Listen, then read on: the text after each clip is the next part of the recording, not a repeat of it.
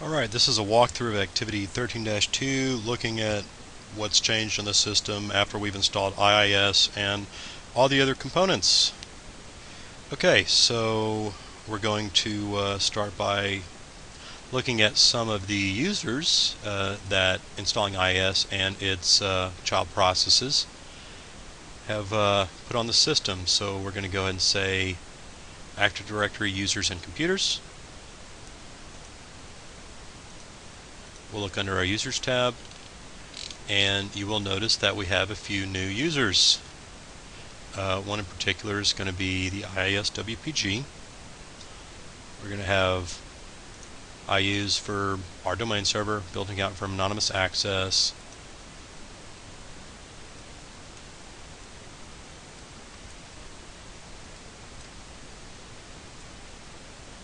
Built-in account for Internet Information Services to start. If you recall from our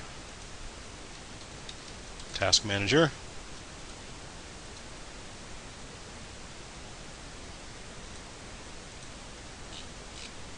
viewing all of the services. If you remember the user, we have a network service and local service, and with IIS it'll be the same thing. We'll have these individual users for different functions within IIS.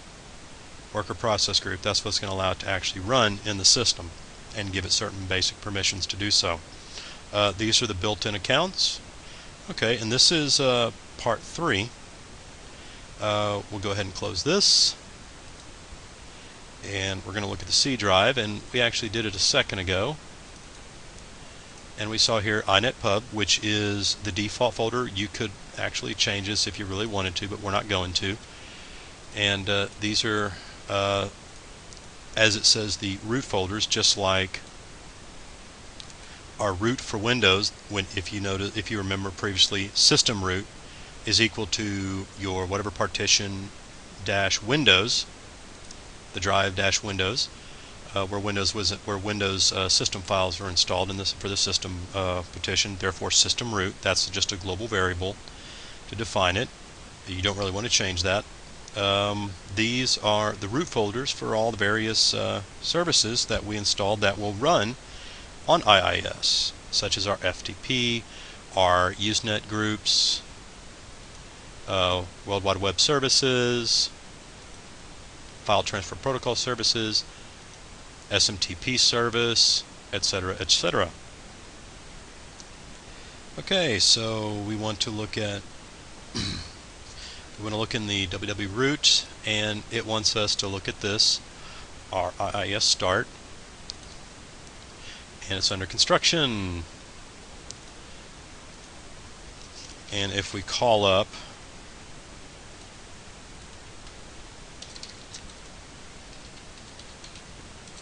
localhost, which is another way of saying this machine, it gives us the same page loaded in Internet Explorer. Just like this one, that's what it's doing. So that's the default page. So we're going to go ahead and look under local disk and Windows, System 32. And we want to look up Internet Server, inetserv. And these are all the files that IIS is going to need to run. These are the core files for it. Okay. We then want to look up administrative tools and services. If you remember, this is just an MSC to snap in for the MMC. And we should see IIS admin service. We should see a couple different ones. Internet connection. We should see one for FTP, NNTP,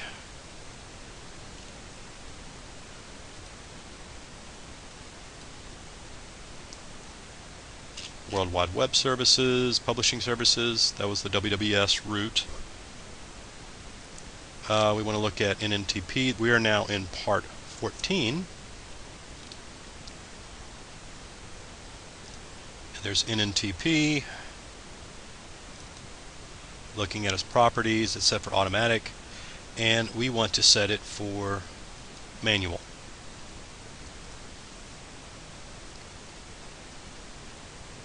We'll say apply.